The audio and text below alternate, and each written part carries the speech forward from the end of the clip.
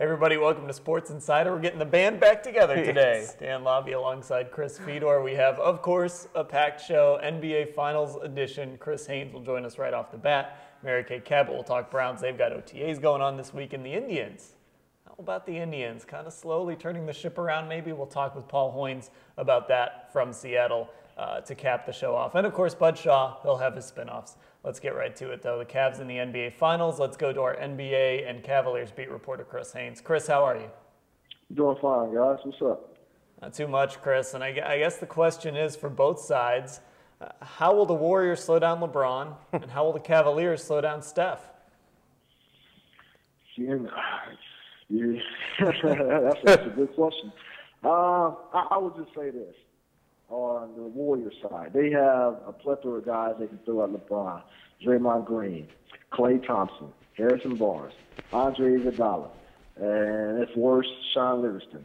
So they got the guys and the personnel to, if Kerr comes up with a tremendous defensive strategy, they got the guys that can, that can execute that and get the job done. There's nobody going to stop LeBron.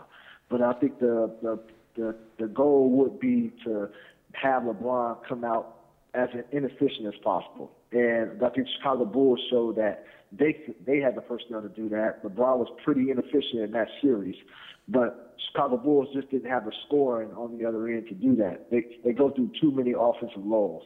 Golden State, they don't have a problem with that. Now, with Stephen Curry, you got Iman Shumpert, that can get on him. J.R. Smith at times, I don't think you want to see that. But I think if all else fails, because I still don't think Kyrie will be able to stay with that guy, and I think it's going to be a lingering thing with his knee issue. So I think you will want Kyrie off of Stephen as much as possible. And I think that would be Iman Shumpert's role in that capacity, probably on a close to full-time basis. And if all else fails, if Shump's not getting the job done, Kyrie, JR, whoever it is, LeBron can always slide over there and take that assignment on. So I think at the end of the day that the Cavs have a better answer for Steph than what the Golden State has for LeBron. Chris, coming into this series with about a week before the games actually start, so many people are going to be talking about the regular season matchups, and the one that so many people are going to point to is in February when LeBron went for 42. What can we take away from that regular season matchup? What did we learn from that matchup, if anything, that's going to matter in the 7-game series here? Well, I don't think that game is going to matter too much. We all know how meaningless a lot of times the regular season is compared to the postseason. But I will say this. What LeBron showed was that when he's motivated, when he's determined, when he has something to prove, he's going to kick your butt. And Stephen Curry was getting all the hype as the favorite to win the MVP at that time. And, I voted for Steph. I think he deserved it that year. I think from start to finish, he was the most consistent, dominant player throughout the season. But LeBron James is still the best player we have in this game. And LeBron James' eyes lights up when he has those marquee matchups across the other, on the other side of the court. And right now, the way LeBron James is playing, how focused, how determined, how synced in he is right now, it's going to be very hard. I haven't done any predictions yet, but it's going to be very hard to go against that guy. Even though I know how well Golden State is playing, they're coached tremendously by Steve Kerr. He has those guys all in as one. It's just the way LeBron's been playing, man. It's really going to be difficult for me to go against him, man. He has something right now going for him that I don't see anybody else that has anything going for him right now. In that LeBron has every reason whatsoever to try to get this championship. This will be the most accomplished season for him if he's to win the title, coming back to Cleveland, ending that 51-year drought. He has so much on his shoulders right now, and God, this is going to be one of the best NBA Finals we've seen in years. I'm going to say that right now. Chris, what impact will Golden State having home court in this series have? We know that building is a tough place to go and get wins. That's huge. That is very huge, man. Golden State has always been, even when Golden State wasn't that good, it was still a tough place to go in and win. And that's going to be real difficult. That's the one good thing they got going for them right now, because I think right now the Cavaliers are playing the better basketball, especially look at the last 2 or 3 games between these two teams. Cavaliers playing the better ball, but I think that will be offset by the series starting at Oracle Arena, because they're going to be fired up. It's like I said, I'm excited. I rarely get excited, like let my emotions get into a game, because I'm just covering it. I'm not a fan. I just like what I see. But I'm telling you right now, this is going to be. I just think it is going to be a marquee finals. I think 15, 20 years down the road, we'll potentially still be talking about this series. Chris, when you look at these two teams, obviously the Cavs swept Boston, they were tested by Chicago, and they swept Atlanta. Is there anything to the idea that the Cavs haven't been as tested as maybe you would want a guy like Kyrie to be tested, and Tristan Thompson and some of these young guys, whereas Golden State was down 2-1 against Memphis, played against the Grizzlies, played against the Houston Rockets, the number 2 seed in the Western Conference, or would you throw all that out the window? Well, I'll say this. It's two. I'll ask this in 2 parts. Mm-hmm. Number one is the Cavaliers took care of business. Whatever opponent that was put in front of them, they took care of them, they manhandled them, they did what they wanted to do. The Eastern Conference Finals was an absolute joke. The Atlanta Hawks were frauds. And we talked about them not having a superstar player, and maybe this is the year where a team that just has all their players united, and collectively they just know how to get the job done. Well, it shows in the playoffs. You still need that go-to guy. With that being said, the Cavaliers have the confidence, and they have the confidence instilled, and it's empowered more off of what they did. So you can't take that away from them. Mm-hmm. With that being said, I've changed my tune over the last couple of months as being the guy that said, hey, man, just let the 16 best teams into the playoffs. Because the East was horrible, guys. I mean, Brooklyn and Boston, and golly, it was just atrocious, man. Even in some of the top teams like Toronto and Washington, for that matter, it's like the West, they have to beat up and pound up on one another. And the real finals, the Western Finals, was what should have been a Western Conference Finals should have been like a Golden State San Antonio, or even that LA Clippers and that Spurs first round series. That was big, and it was just in the first round. So I'm kind of getting to the tune of, man, put the 16 best teams in, and let's have it out that way. Now I know travel issues, that would be a problem for the NBA to figure out. But man, it's getting to a point where the Eastern Conference is just atrocious to watch. And so something's going to need to be done. All right, Chris, thanks for the time. All right, y'all take care. That's Chris Haynes, our Cavaliers beat reporter. I don't know, I'd watch the 16 best players, too. Well, that would be awesome. Like a one-on-one tournament? Yeah, go to 11. There you go. 1s and 2s, make it, take it. Oh, we're doing make it, take it? Oh, yeah, If you do make it, take it, though, and you play against James Harden, you may never get that ball back. That's true. Well, that would be fun to watch. I'm watching that. Or if you play make it, take it with Kyrie, you might not get that thing back. Got to play some defense. I would do that. I think they need to implement that All-Star Weekend, Dan. Let's see if we can get a petition going. Because remember a couple of years ago, they did horse. Oh, yeah. But they did it outside, which was the weirdest thing. The concept was awesome because you had dudes in the NBA playing horse against each other, but you did it outside, so that was really weird. But if you did like a one-on-one tournament, like March Madness style, that'd be awesome. I almost would want that in some dude's driveway, though, where the grass is the three-point line or something. There you go. All right, let's shift gears and talk Browns. We bring in our Browns beat reporter, Mary Kay Cabot. Mary Kay, how are you? I'm fine. You mean people really want to talk about the Browns right now? Of course, because it's OTAs, Mary Kay, and the Browns are moving Family Day to Columbus. Big things happening in Berea.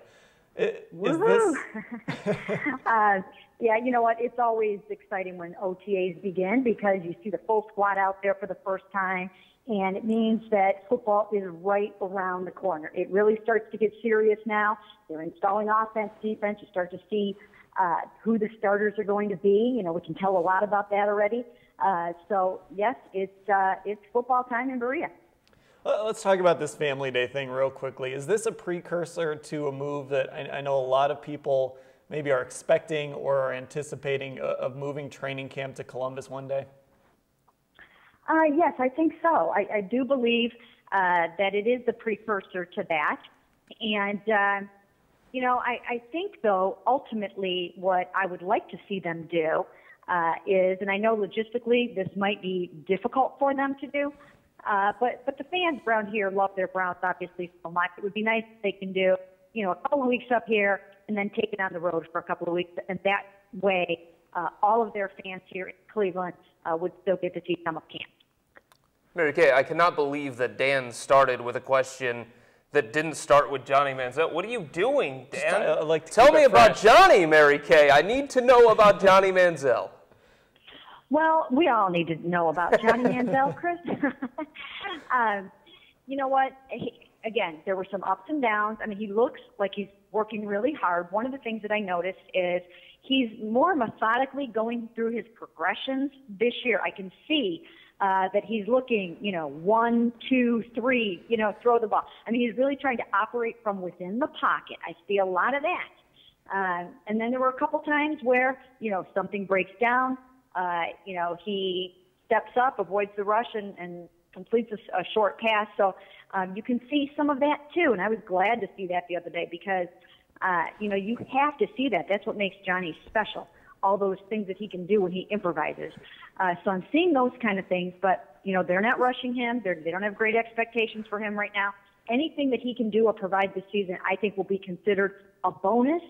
I think Josh McCown's going to start the season. Mary Kay, with Josh McCown starting, obviously that brings the focus to the running game, and the Browns want to run this run-based offense, very run-heavy. Kind of go back to last year, though, when Johnny was in, and you've got to think with McCown in, defenses will do this too. They're going to pack the box. Are the Browns going to be able to run the ball with those two guys at quarterback? You know what? They are going to be able to run the ball, but, I don't think that teams are really necessarily going to be able to stack the box like that because I think there's going to be a lot of options in the passing game and a lot of places they can go. What they're missing right now, obviously, is that really super dangerous, blue chip premier guy like a Josh Gordon or someone like that, unless, of course, Dwayne Bowe can get back to his sort of 2010 form. So you don't look out there and you don't necessarily see that guy. But look, you've got Taylor Gabriel that he's going to be in his second year and he'll be better. You've got Andrew Hawkins, who already had a nice season. You've got Dwayne Bowe. You've got Brian Hartline. Rob Hausler was used in the passing game a lot.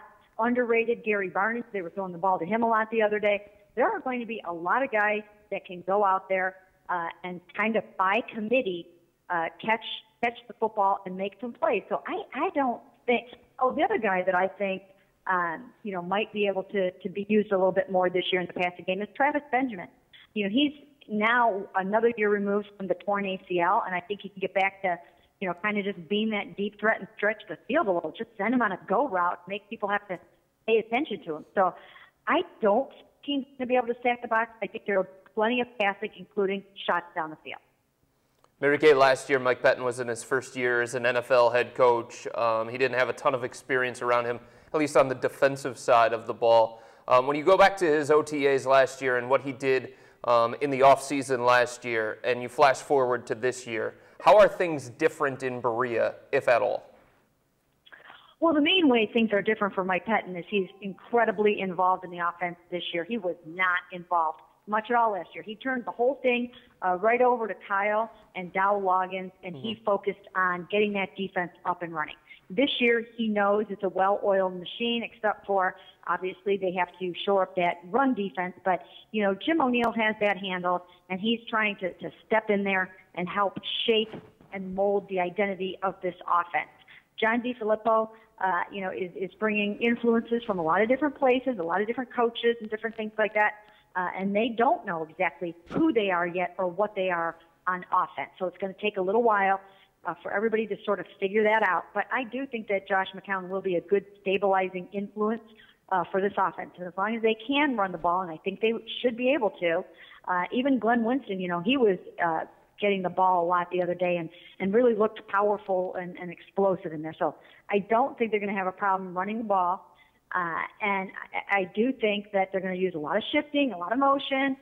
And, you know, so that's the biggest change, though, is that Mike Pettine will have his hands in the offensive pie.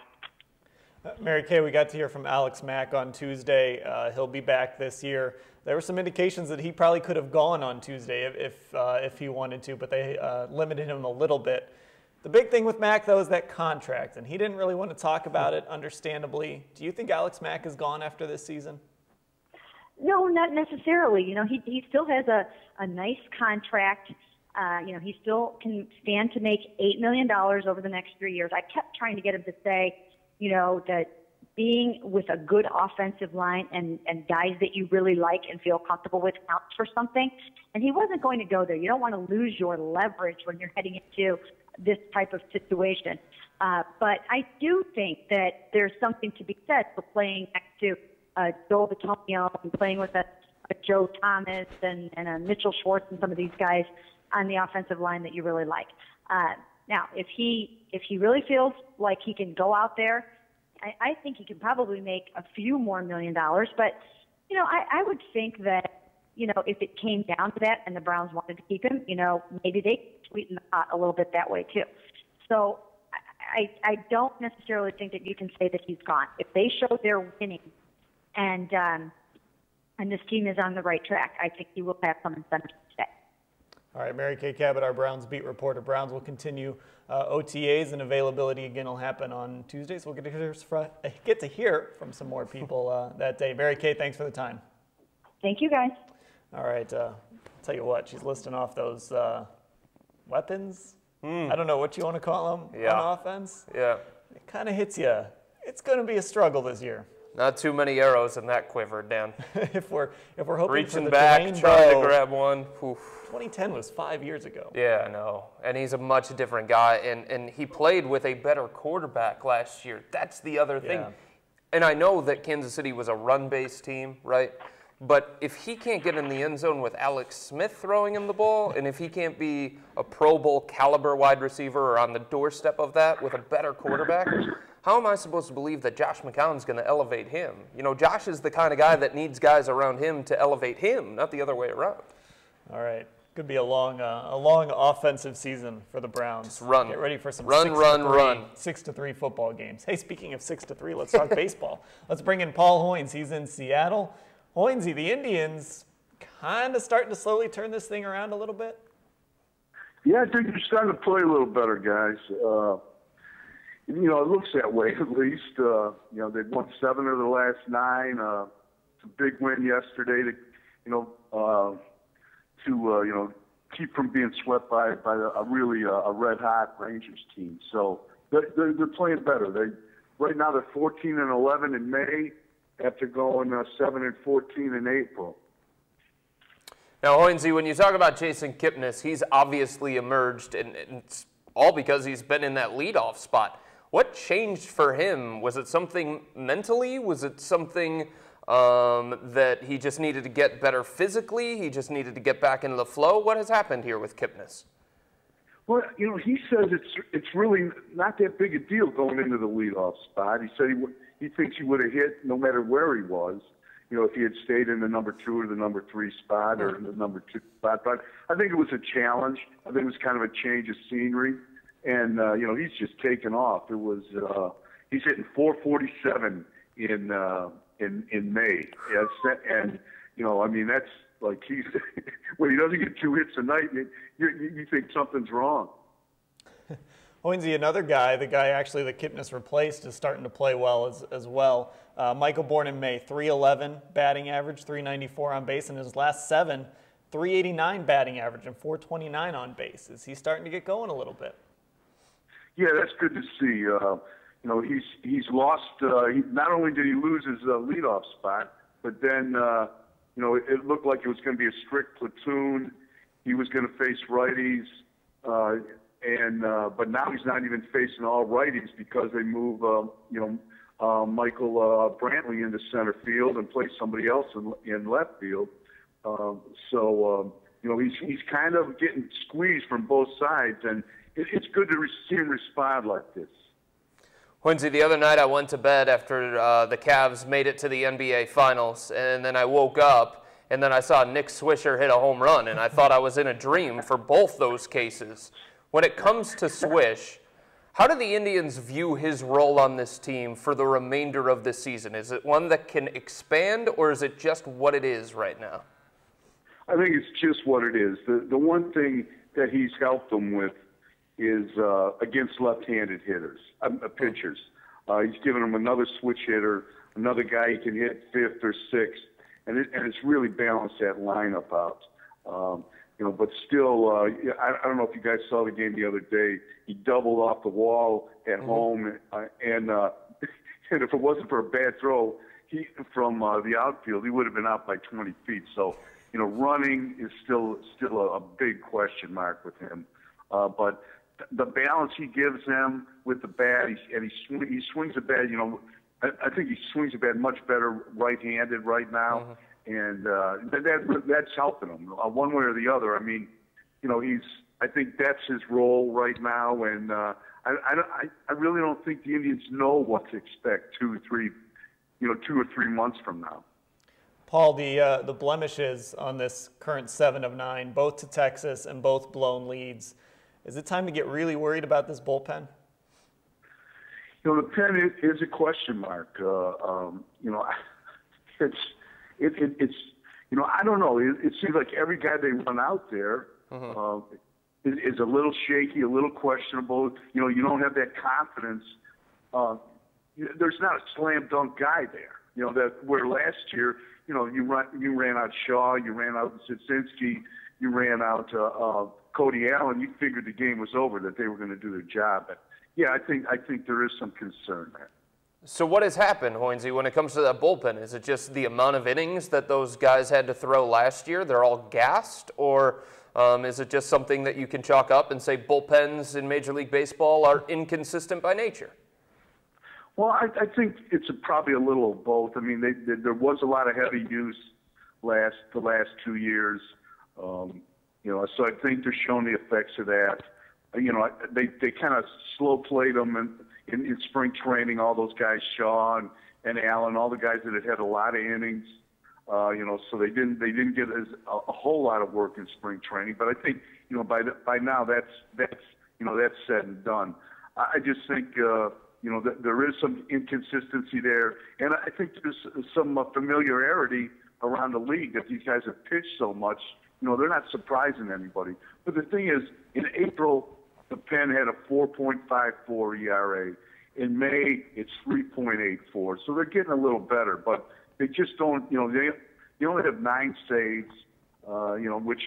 That's not totally an indictment on the bullpen. I think it's more, looks at the offense, which is very feast or famine. But it's still maybe the bullpen is trending in the right direction. I'm not sure yet. Hoynes, the Indians kind of win the lottery this weekend. They get 4 games in Seattle, and they don't face King Felix. 2 teams have been very disappointing so far this season. They're both starting to trend the right direction a little bit, and the Indians play at Kansas City coming off of this series. So what do they need to do this weekend in Seattle? Well, they need to win the series, and it's going to be interesting. They're facing 3 lefties. I don't think that's by accident. They're starting to play a little better against lefties. I think they're like 7-11 against left-handed games started by left-handed starters. But I would think you've got to win this division. This series, or at least come away with a split, because what's waiting for you in Kansas City. All right, that's Paul Hoynes, our Indians beat reporter. He'll have full coverage from Seattle at cleveland.com/tribe. I'm having all kinds of trouble today. It's all right. Thanks for the time, Hoynesy. Thanks, guys. All right, let's send it over to Bud Shaw. Well, thanks, guys. For the next 7 days, I suspect this town is going to be all Cavs all the time. And by that I mean, I wonder what Johnny thinks of the Cavs. All right, let's say 90% Cavs, 10% the media asking Browns players how johnny-manziel looks, almost guaranteeing a response of, good, really good. After what Manziel's been through this offseason, what do we really expect his teammates to say? He still looks a little short to me, and he's got the mechanics of a 92 Yugo. I don't think we're going to hear that. In the meantime, the Cavs are a much more interesting topic as they head into the NBA Finals against Golden State and Steph Curry.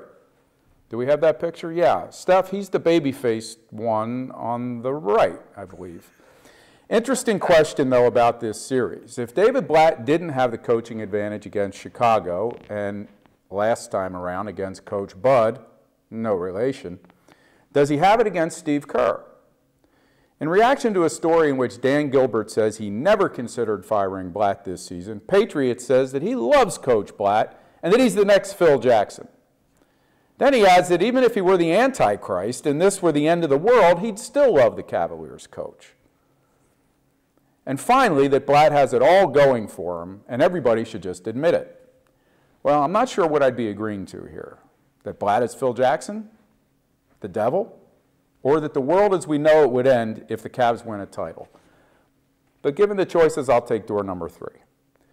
The Cavs' chances of winning the NBA title are actually pretty good in my opinion. But what I'm more sure of is that their chances really have nothing to do with my opinion or even Charles Barkley's. In answer to a story about Barkley picking the Cavs, Chicago Jim says he liked Barkley better when he was doing deodorant commercials and that he flip-flops more than John Kerry. I think that's a reference to the fact that Barkley at one point said the Cavs couldn't beat the Bulls without Kevin Love. Kevin Love, that does sound familiar, that name. Look, if nothing else comes of a Cavaliers championship, my hope is that we become a city full of sports fans who no longer take offense or even put much stock in what people say about Cleveland. I mean, who really cares who thinks the Cavs can beat the Warriors or vice versa? The only thing that matters in this town is what LeBron thinks. I think he'd tell you the Cavs can win the series and that one reason is their toughness. Matthew Dellavedova, a LeBron favorite, is part of the equation, though that was lost on the Hawks, who preferred to see him as a cheap shot artist.